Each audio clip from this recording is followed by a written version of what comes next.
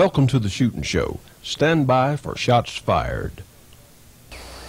Hello, I'm Johnny Rowland, and welcome again to this week's Shootin' Show. We have a great show for you. We have some interesting guests I know you're going to enjoy, and we have some great gun features. Remember, we are free to local cable companies and local TV stations, so if you're watching on satellite, please let your local cable company or local TV station know that we are out there, we are available, because you know what, friends, in times like these, we need every viewer that we can get, because we need to explain our side of the story, coming from shooters rather than politicians or some other people who really don't know anything about guns, who are trying to legislate us. So, as I like to say, without further ado, let's let another Shootin' Show begin.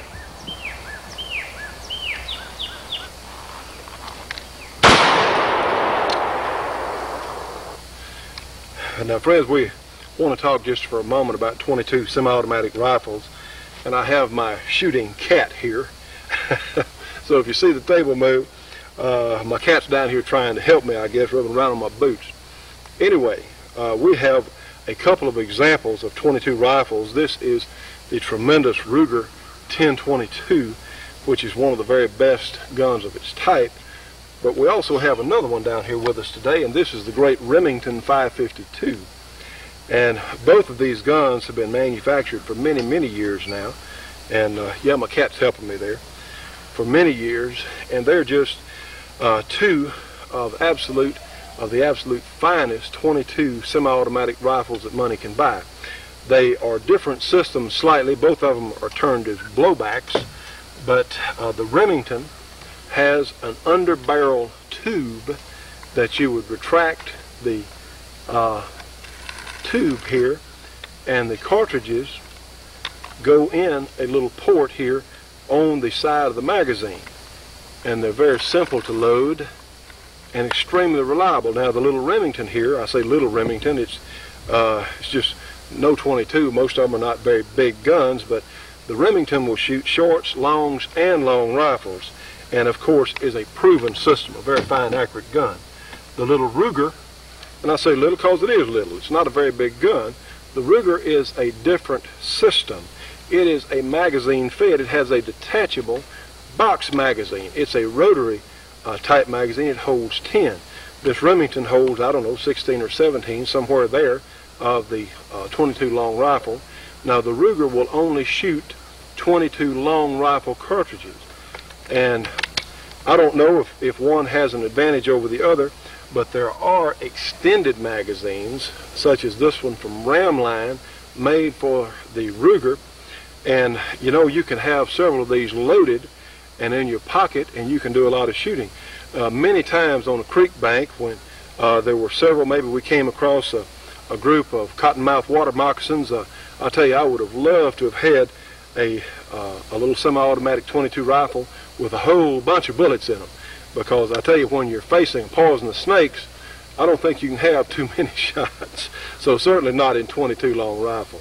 But both of these are terrific guns. They function as reliably as can be. Let me say this: if you're going to purchase, or you have a semi-automatic 22 of any description, I would suggest for hunting or certainly for a defensive situation, always buy a better quality ammunition.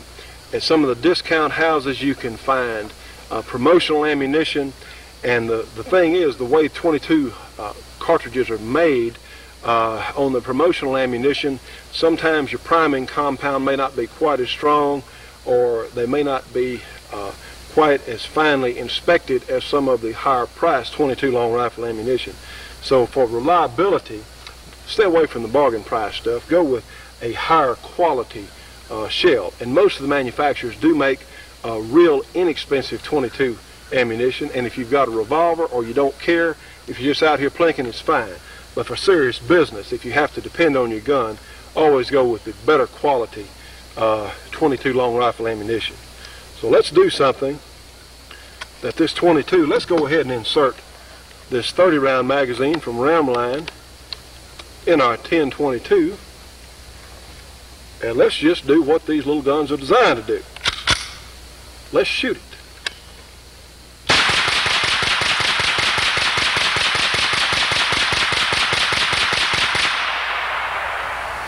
I'll be enough for a while. Great fun, and we can certainly recommend. Our gun is empty and on safe. Definitely, they're a lot of fun. They're excellent hunting guns, and remember, we may lose our rights to own this type of gun. So if you're going to be buying a semi-automatic, I would certainly not wait around a long time before I did it. The government may stop us from being able to buy these guns. They're a lot of fun. They're great teaching tools for younger shooters, for new shooters. They're economical to shoot. You can practice, say, with this 10-22 like you would for, you can practice for a gun, say, such as your Mini 14 with this little gun. They're just great fun. They're inexpensive. And I think everybody ought to have one, every decent citizen anyway. So remember, the government may close in on us. So we highly recommend both of these guns.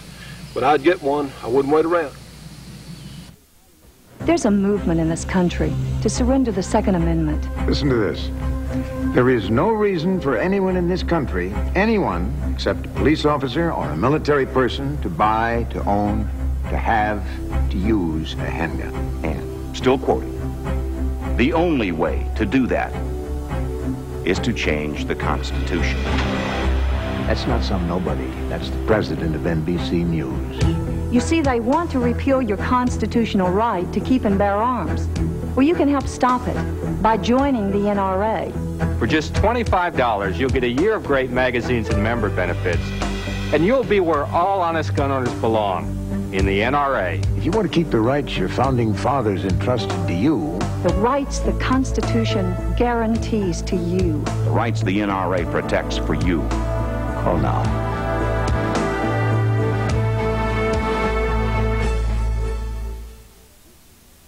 We have our good friend Bob Millsap down from Arkansas, and he's brought his family. And this is a very fine young man. This is Matthew right here. And Matthew is a very good representation of what families can do with their kids in a clean and safe environment. You know, it is so important to get children familiar with firearms and teach them safe firearms handling, because Matthew, tell me, how old are you now? 12. He's 12 years old. Well, see, Matthew is old enough now that he can begin shooting a gun and realizing what, in fact, we have as a responsibility with the firearm.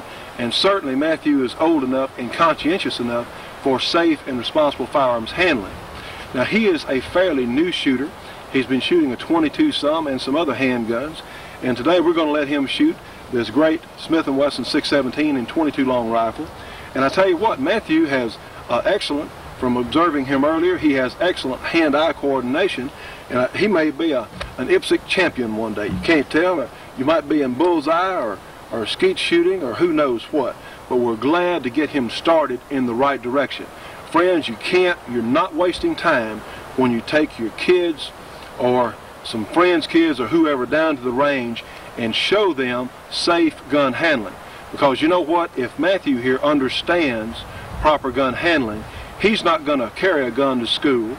He's not going to be out there in the street. He's not going to accidentally shoot one of his friends or a neighbor, because he's going to understand how the guns work and what happens when you pull that trigger. So we're going to let Matthew shoot just a little bit here. And Matthew, we got a pretty close range target, and you know the drill. We're going to find that front sight in our rear sight here. We're going to use both hands. So take the gun in your right hand. All right. And remember, we don't put our finger on that trigger till we're ready to shoot. Take our left hand, hold the gun out like so. Come on out. There you go. And put in that center target there. And let's see you pull through a time or two. Good. All right, do it again. Good. Looking good. One more. Good. And you see, well, so Matthew had all hits in the center target, which is really good for a beginning shooter. Again, we're not out at a great distance. We want everyone who is new to shooting to understand where the bullets are going. So that's why we're using close ranges like we are today. But Matthew, I think you did real well, son. And is it fun? Yeah. It's fun. It's fast. It's exciting. It's challenging. It's fun. This is the USPSA, United States Practical Shooting Association, the fastest growing sport in America today. If you'd like to become more proficient and confident with your firearm, meet new and interesting people, and compete with thousands around the world, join the USPSA. There's a local chapter near you. I was only gone for a minute. I didn't realize it might be dangerous. I never thought something might happen. Whatever the excuse for an accident in the home, the result, unfortunately, is the same. Hi, I'm Grits Gresham, and believe me, if you just take a moment to make absolutely sure guns are unloaded and secured in a safe place, you'll never have to make an excuse for a gun accident in your home. This message is a public service of this station and the National Shooting Sports Foundation. Now, friends, you'll remember last week we did a test on a couple of Ruger Mini 14s, and we're going to finish that test today and also take a look at the effects of the 223 cartridge. All right, friends, we're going to show you a little demonstration. Hopefully I'm going to show you a little demonstration in bullet type effectiveness. Here is our Mini 14 in 223 Remington caliber, and we're going to shoot the water bottle on the right with a full metal jacket bullet, moving at about 3,150 feet per second. We're going to shoot the water jug on the left with a soft nose bullet. And you know, I really can't recommend the 223 caliber for hunting game animals as large as deer.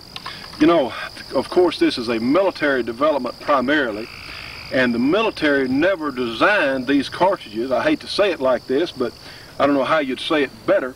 The 223 was not designed to kill people. It was designed to wound people.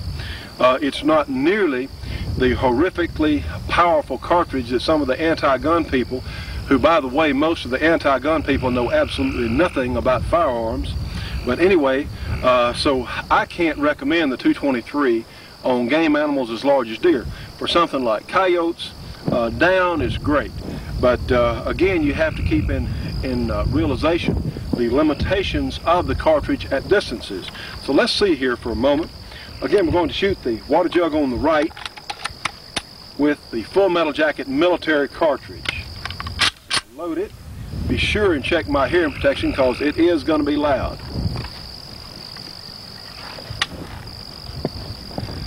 All right. You see, up close to a target, get the water and the trash off me. Up close, you see the effect of hydraulic shock.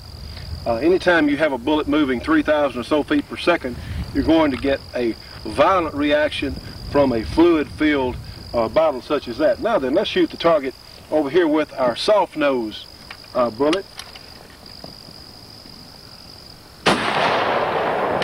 Now, truthfully, of course, we know our gun's unloaded here. We just had two in it and the slides locked back. You couldn't tell much difference in those two targets up close at distances we are. But out here at 100 yards across the stream over there, we've got two more water bottles. So let's run the same test out at 100 yards and see what that looks like. Okay, friends, we're going to shoot the target on the right, the water bottle on the right, with the full metal jacket cartridge, and let's see how it reacts out at 100 yards. Get in position here on my bench rest.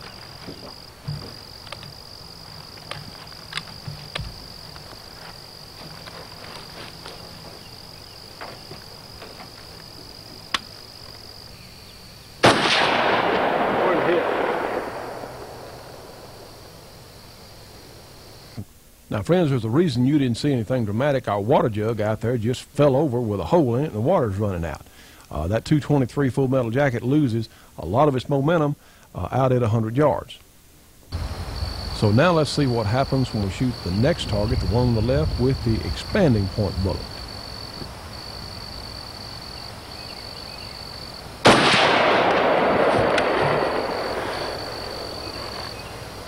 All right, friends, I put the gun on safe. In fact, let's go ahead and unload it.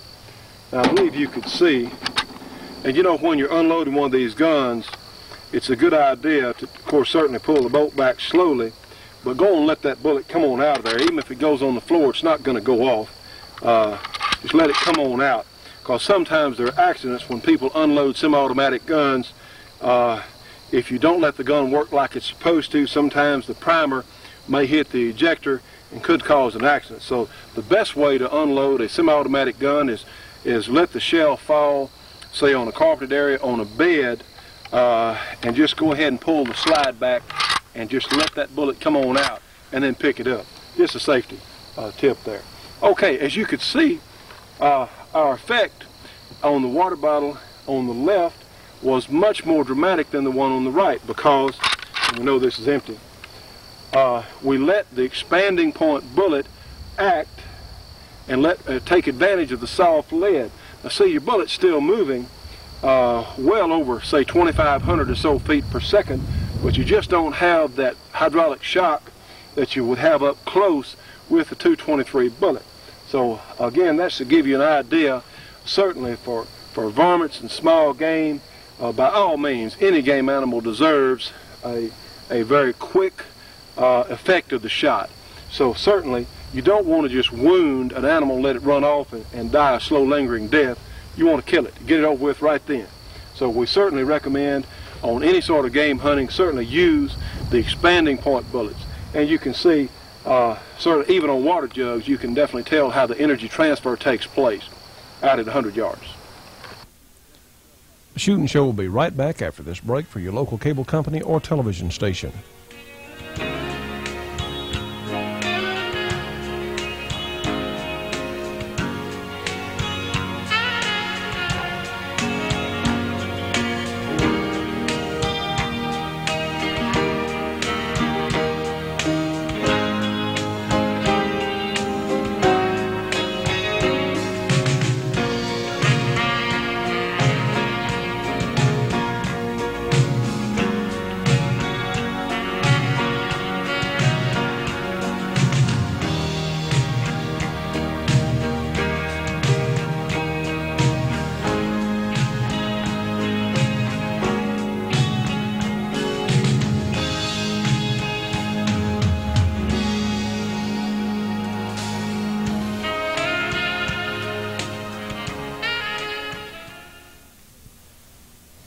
And now, friends, we're proud to present this week's feature with Lieutenant Colonel Art Alphin, retired, formerly of West Point, and of course now with the great A-Square Company, builders of some of the finest big game rifles and ammunition in the entire world. For information on A-Square products, you can write to them at A-Square, 1 Industrial Park, Bedford, Kentucky. That zip code is 40006, or give them a call at area 502-255-7456.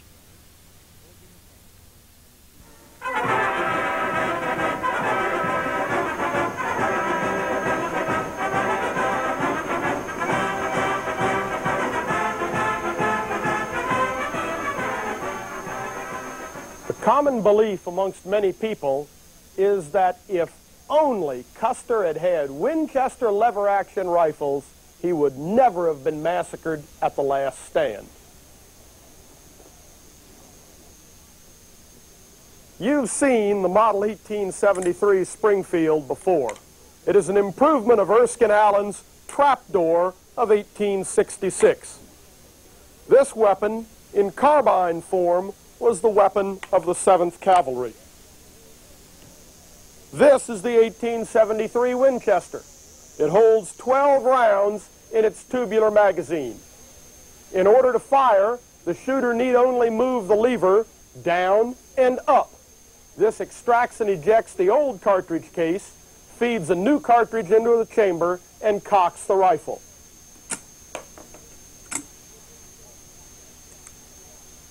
Let's watch the Winchester strut its stuff on the range.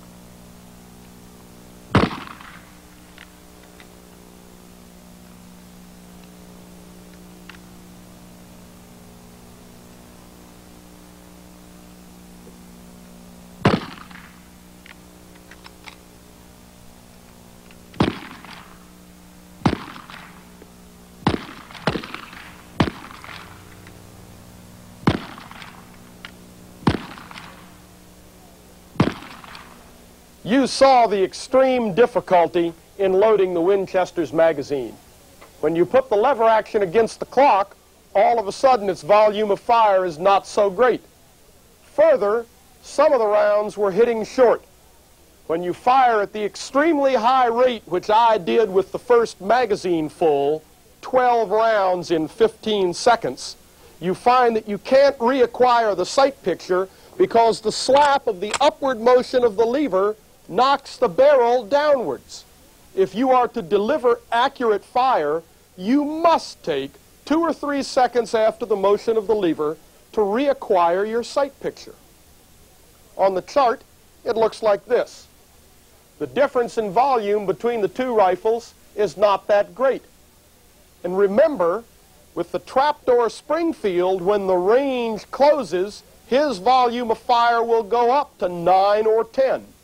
And the Winchester at 13 is going flat out constantly. What about the range? Are we cheating the Winchester? Surely it must be better than this. In fact, we're giving the Winchester the benefit of the doubt. The Model 1873 Winchester was chambered for 4 different cartridges. The most powerful of them was the 4440. That's a 200-grain 44 caliber bullet with 40 grains of black powder. Chronographed on modern instruments, it delivers just over 1,000 feet per second. This means that the Model 1873 Winchester is only slightly more powerful than the .45 automatic of today. The Winchester was about a 120-yard rifle at best. In fact, at 120 yards, the Winchester had roughly the energy of a .45 automatic at 80 yards.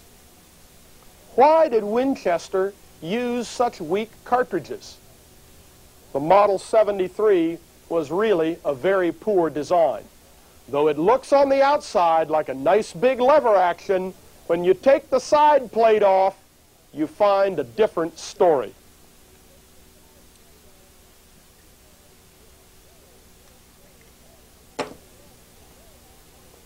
The bolt is held forward by this toggle arrangement, and the toggle is held closed by the fingers holding the lever against the grip of the rifle.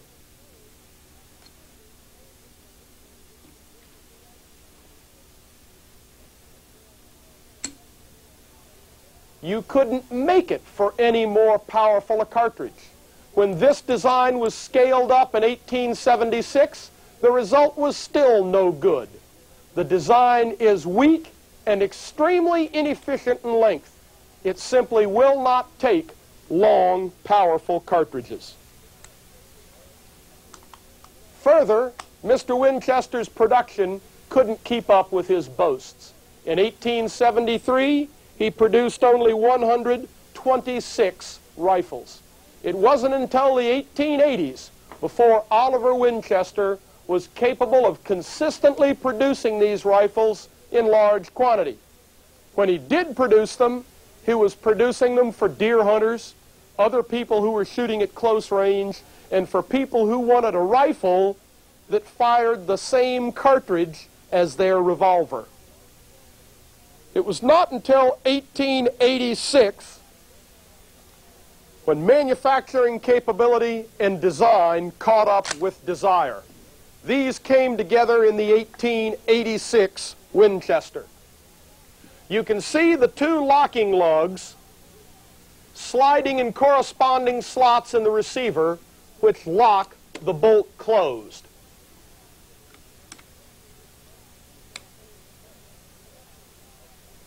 This was the first lever action that would take the large black powder cartridges that ranged out to 150 yards and beyond. By 1886, however, the buffalo were gone and the Indians largely defeated. So let us get back to the time frame at hand. Was the lever action Winchester of 1873 totally devoid of redeeming social value? No, not exactly. In the hands of trained troops, led by men who understood the capabilities and limitations of the Winchester, and who were willing to weave that into their battle plan and their tactical organization, the Winchester might still contribute to the successful outcome of battle.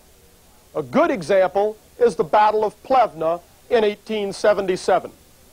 In this battle, the Russians were charging across open ground towards Turkish entrenchments. The Turks, during the 1870s, had been on a weapons buying spree throughout the industrialized world. They had bought a large number of Mauser single shots, Remington rolling blocks, and Peabody single shots, among others. They had also bought a number of Henry and Model 1873 Winchesters. At Plevna, they equipped each and every man with a long-range single-shot breech loader and its ammunition, and with a Winchester lever action and its ammunition. As the Russians attacked, the Turks engaged them at long range and extracted heavy casualties. Only when the pitiful remnants of the Russian attack closed to within 80 yards did the officers order their men to put down the single shots and use the Winchesters, which were sitting ready with full magazines. The resulting storm of lead literally blew the Russians from the field before the magazines were empty. How about the 7th Cavalry at the Battle of the Little Bighorn in 1876? Would Winchesters have saved them? I doubt it. The 7th Cavalry had a very high percentage of raw recruits. Discipline was quite poor, and there was little strong junior officer or NCO leadership. Custer, with his 5 troops or companies, allowed himself to be surprised by a vastly superior enemy at close range. Based on the location of the bodies, it is apparent that his companies were out of mutual supporting distance. They could not mass their fire, and Custer either made no attempt or could not make any attempt to do any better. The Indians were at close range when the contact started, and they literally stormed over the troopers.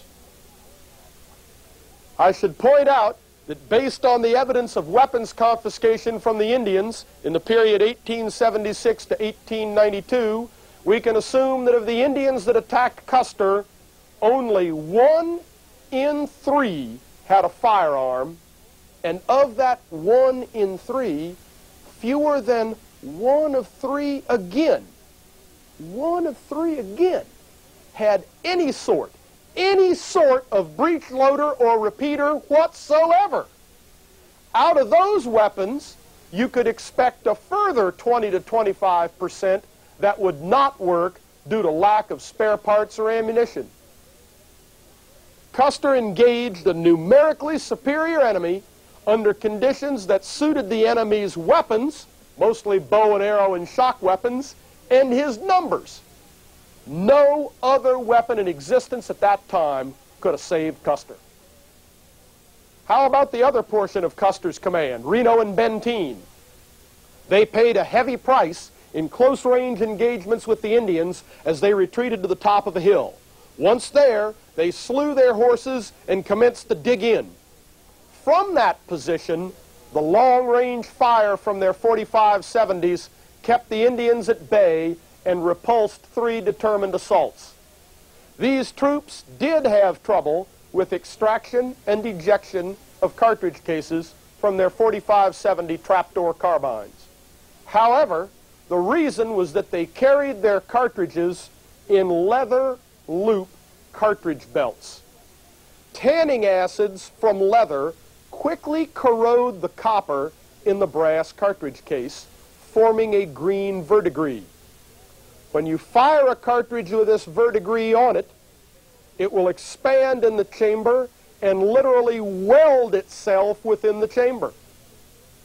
Standard procedure at the time was to take the cartridges from the belt daily, clean, and oil them.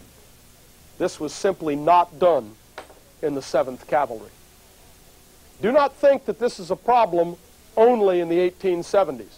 In the 1930s through 1950s, more than a few police officers were slain for the very same reason.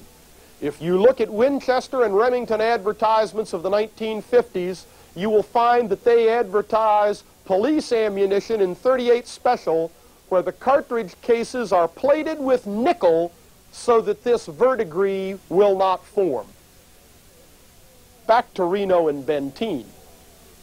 As the days wore on before Reno's and Benteen's relief, the Indians stopped charging and engaged in a long-range gunnery duel. A few men amongst the cavalry, Captain French being one of them, had brought the long-barreled infantry rifle with its more powerful ammunition. One member of the command, First Sergeant Ryan, had brought his privately owned long-range Sharps Buffalo rifle. It was these few men who finally drove the Indians completely out of range by virtue of gunfire alone. Myths, I suppose, die hard. Custer's defeat had nothing to do with his weapons. It was due to his cornucopia of other errors. The weapons of the cavalry did not suffer that great a disadvantage in overall volume of fire, and certainly had the combat range to make up for it. Custer simply never used them properly.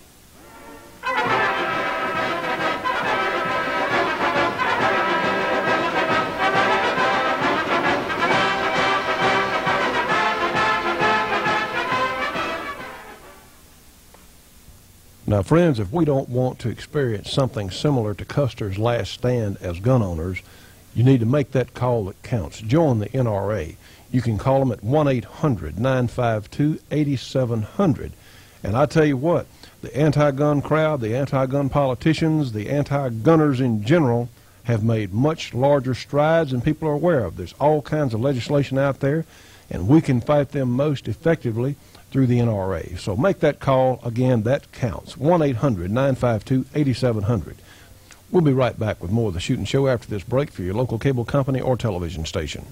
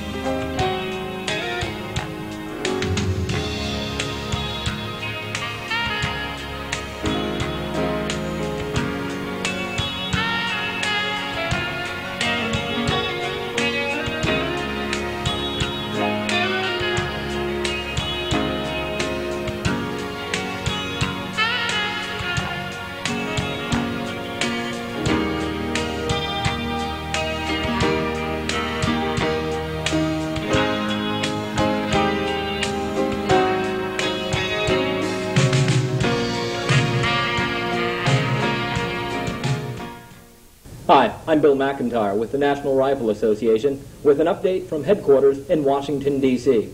It will come as no surprise to anyone that the new anti-gun White House and its administration are already working hand in hand with Sarah Brady's Handgun Control Incorporated to add more restrictive gun control laws to the books. Leading the charge for useless gun control is the latest version of the so-called Brady Bill from Congressman Schumer and Senator Metzenbaum. H.R. 1025 in the House and S. 414 in the Senate. It requires a 5-working-day waiting period prior to the purchase of a handgun.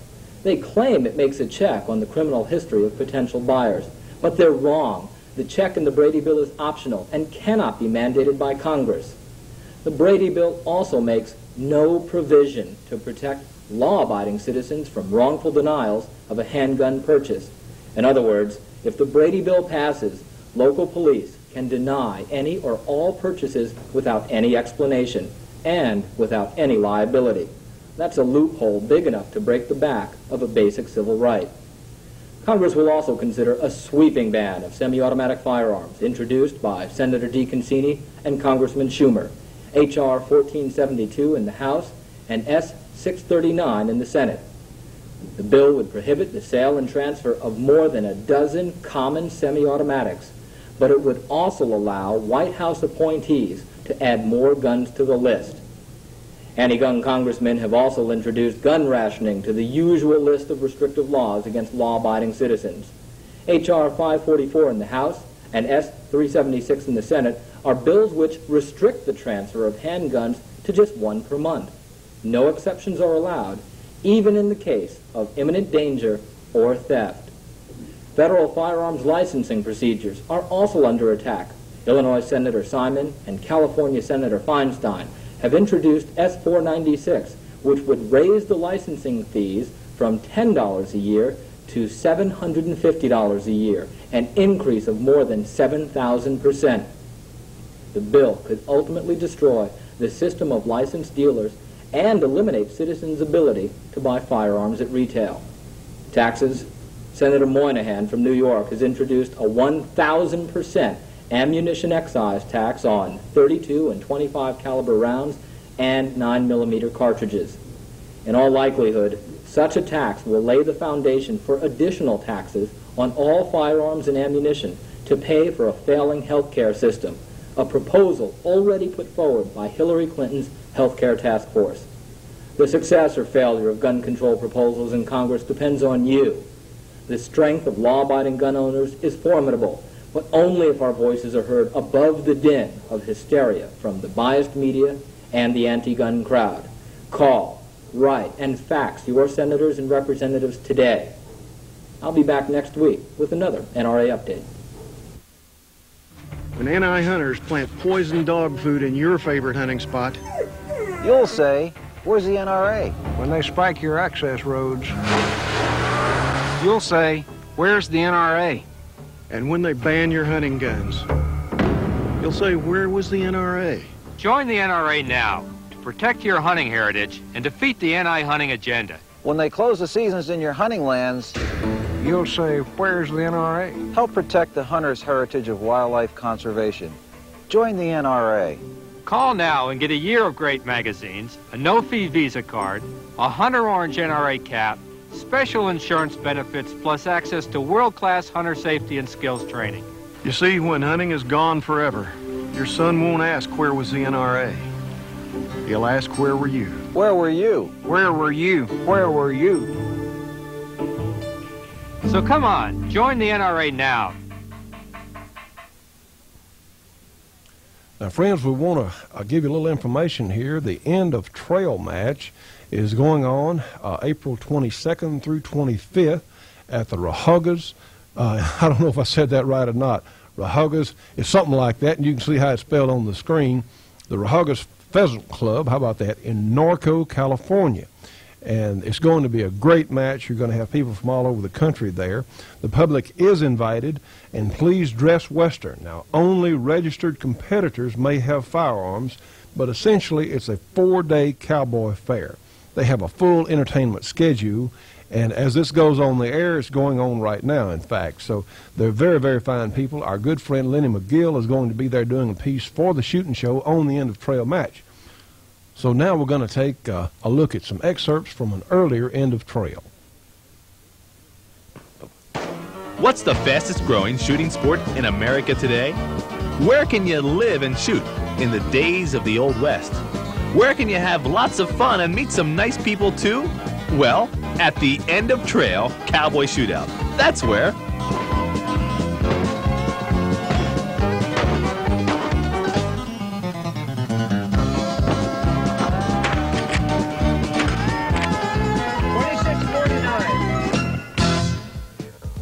Hello, ladies and gentlemen. I'm Lenny McGill, and welcome to the End of Trail Cowboy Shootout. Each year in Orange County, California, hundreds of men, women, and children gather for one of the most colorful and fun-filled shooting contests held. End of Trail is sanctioned by SAS, the Single Action Shooting Society, created to preserve and promote the sport of historical cowboy shooting. The rules are simple. Contestants must shoot with firearms typical of those used in the taming of the Old West. Single-action revolvers, lever-action rifles, double-barreled side-by-side shotguns, or pre-1899 pump or lever-action shotguns. Of course, as in any shooting match, safety is the primary concern.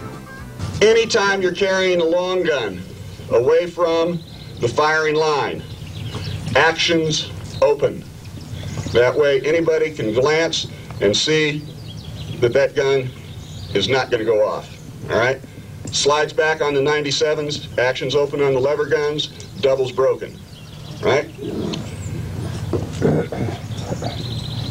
When you're moving from the loading table to the shooting position or waiting to assume the shooting position, please keep the muzzles of your long guns up in the air, vertical and oriented downrange, not cocked over to the ranges on the left or the right or behind you. Downrange, muzzles vertical in the air. The end of trail is characterized by the unique Old West props and the abundance of outstanding and authentic costumes. These people really know their Old West.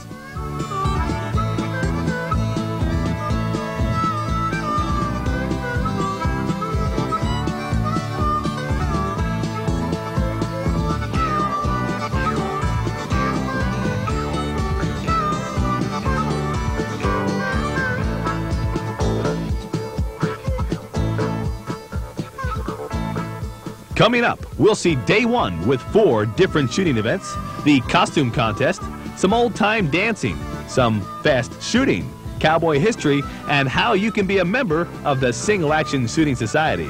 So don't go away. This is going to be a fun ride through the Old West with the Wild Bunch here at the end of trail.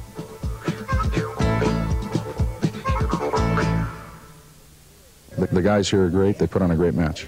A lot of camaraderie. It seems like everybody really is out to have fun. Yeah, everybody out here it's a different mode. Not everybody is on the edge of competition. You know, when you're on the edge of competition, you don't like to talk to people. You don't want to destroy your psyche.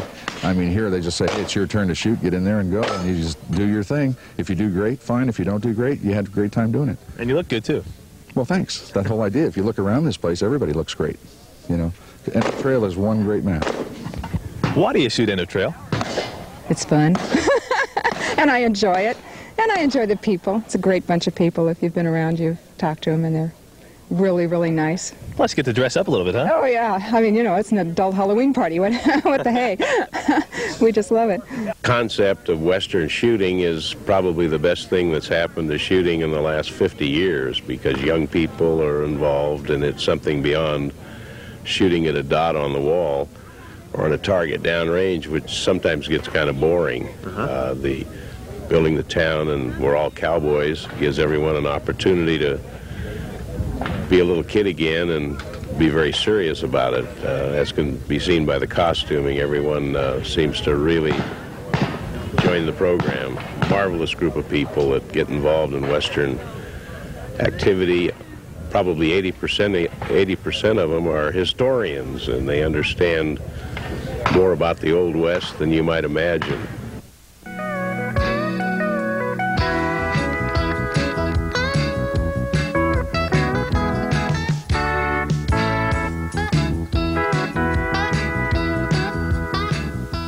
The End of Trail competition consists of 8 stages of fire, 4 on each of the first 2 days with team events on Sunday, day 3. Stage 1 is called What? Me Cheat? In this event, the shooter sits facing 5 would-be bad guys who've turned against you in a card game gone sour. 1 shot is placed in each hit zone of the bad guys, and then with your second 6-gun, you address the bartender and gallery for a total of 10 shots. At once, you hightail it out the door and encounter 2 more locals, which you promptly take care of with your shotgun. A 3-second penalty is assessed for any shot outside the scoring zone on the 5 bad guys, and 5-second penalty for any complete miss, shotgun or pistol. Now here's our first shooter, Lynn Shelton.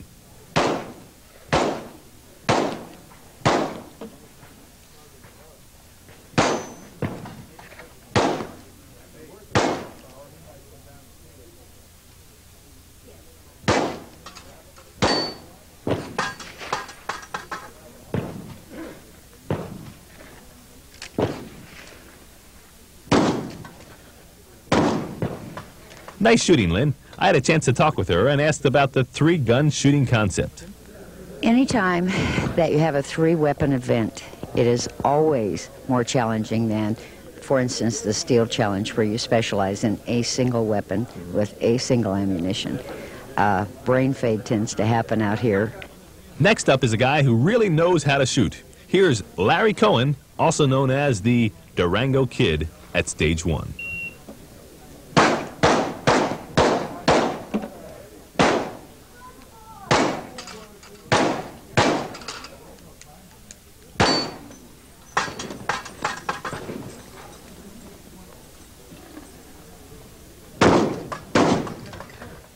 And our next shooter is a man who's been shooting End of Trail since it started 7 years ago.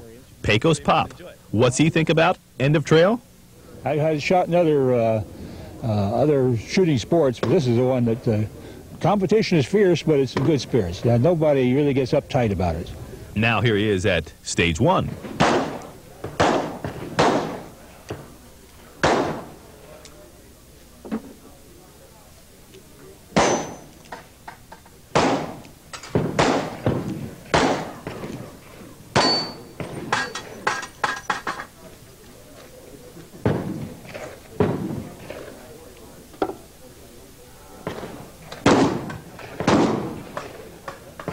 Kim Townsend was last year's women's winner here at End of Trail. Let's see how she does this year at What? Me Cheat?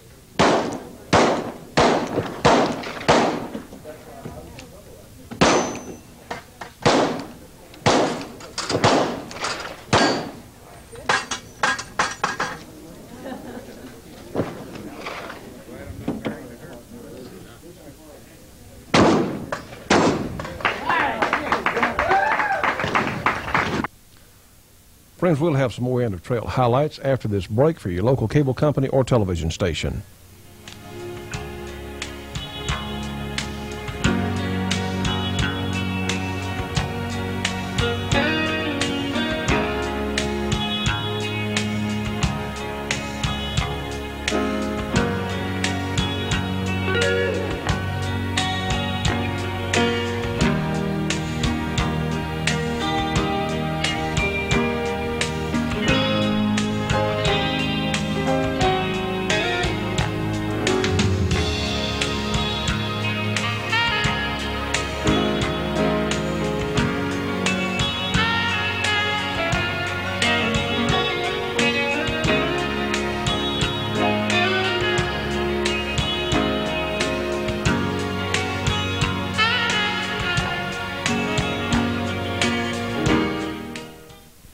Get ready to order the most exciting videotape ever offered on television. It's the best of Guns, Guns, Guns. 60 minutes of action, excitement, and the most amazing display of firearms available on video.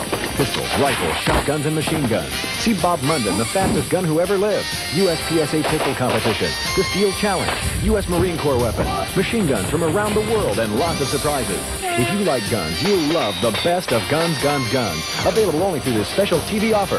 Fast draw competition, hand cannon, Soldier of Fortune firepower, how to shoot fast, and lots more like you've never seen it before in this 60-minute action-packed video. Use your credit card to order toll-free now. Call 1-800-942-8273. You'll receive the best of Guns, Guns, Guns for just $29.95 plus $4 shipping. By ordering now, you'll receive this 28-page gun video catalog absolutely free. So call with your credit card right now, 1-800-942-8273, or send check or money order to 7888 Ostro Street, Suite A, San Diego, California, 92111. Now, friends, I want to be sure and remind you that all of us as shooting enthusiasts need to be having a subscription to Shotgun News, the trading post for anything that shoots. 3 big issues monthly, thousands and thousands of firearms bargains. Shotgun News, Post Office Box 669, Hastings, Nebraska. That zip code is 68902. Their phone number is area 402-463-4589. Now, for MasterCard or Visa subscriptions only, call them at 1-800-345-6923. The End of Trail competition was started in 1980-1981 by 2 gentlemen who were somewhat disappointed with the direction that competition shooting was taking. I'm talking about Gordon Davis and Harper Cray. Here's Gordon Davis.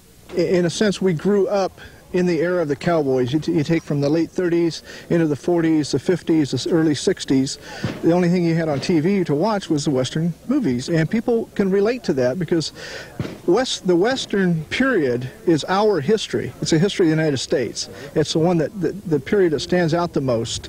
And even though it was a very short period, there's a lot of history involved in it. What do you tell your friends when you go out to do this? You must love it. I do. It's the most fun you can have. It really is. It's strictly a fun match. If you want to compete and try and win, okay. If you just want to go out and have fun, okay. Bob Munden, known as the fastest gun to ever live, is a main attraction at End of Trail. Here's just a small segment of his show. But what do you say we move up one more notch?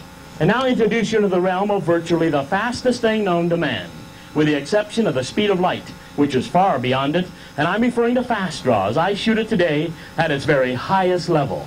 Prior to this show, in your mind, 1 second was fast. Let me try to show you just how slow 1 second really is. Now keep in mind that 1 second is one time all the way around the face of that timer right there. 1001. There it is, 1001. Well, let's see where the clock stops this time, and then we'll do something very special, but let's get this out of the way first.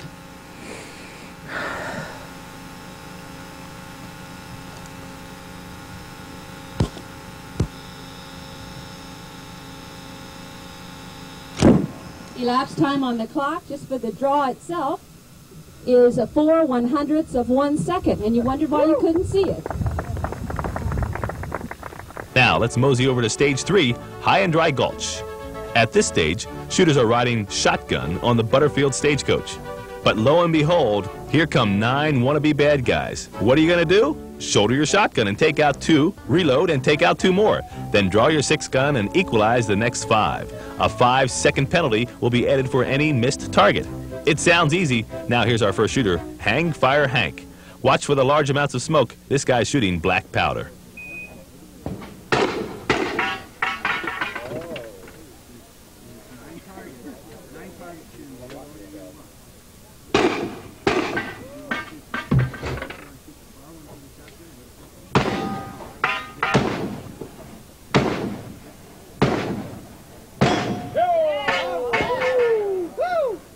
And our next shooter is the man with the split personalities, John Ward, now shooting as Paladin.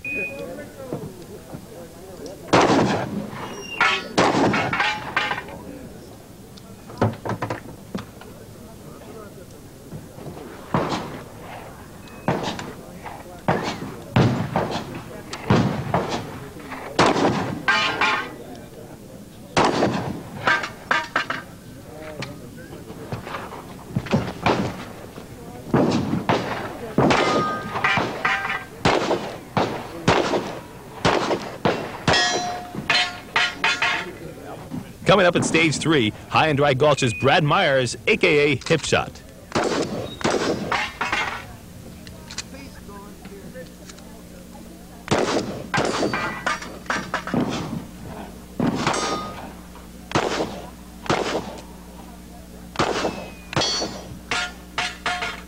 Nice shooting, Brad. Moving over to stage 4, one encounters a match called Respect. This event calls for the shooter to engage 2 targets with his shotgun and 5 additional targets with his 6 gun. The twist here is the cover target. After knocking down the first steel plate, a paper cover target covers the second optional steel plate. If you're quick enough, you can knock down that plate and score a 5-second deduction from your overall time. If you hit the cover target and knock down the plate, you receive a 10-second penalty, and a 15-second penalty is added if you hit the cover target and miss the steel plate altogether. Our first shooter is Bob Munden's wife, Becky Munden, who was the women's End of Trail winner in 1986. She's known as Montana Belle.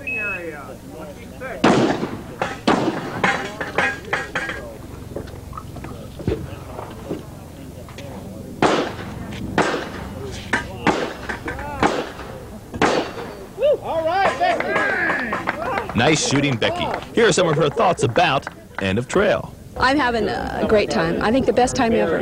I'm more relaxed, and the people, the costumes, the outfits are fantastic. You know, it's really growing, and not only is it more people, but more people are putting more money into the costumes, more effort, more research. Oh, definitely. I can see it. I mean, I'm behind. I got to catch up. I saw a gal in an all-leather outfit. She looked like Annie Oakley. I mean, it's just super. All right, so you think you'll be coming back? Oh, definitely. I'll be here. Next up at stage 4, Respect, is Gordon Davis, one of the originators of the End of Trail 3-gun shootout.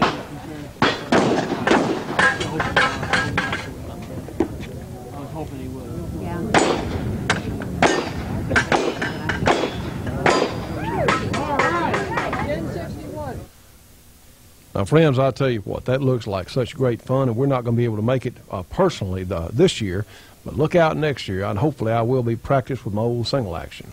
Again, the end of trail match is going to be at the Rahogas Pheasant Club in Norco, California. Now, that's April 22nd through 25th, going on probably even as you see this, and I think it'll just be a great time for everyone, great family entertainment.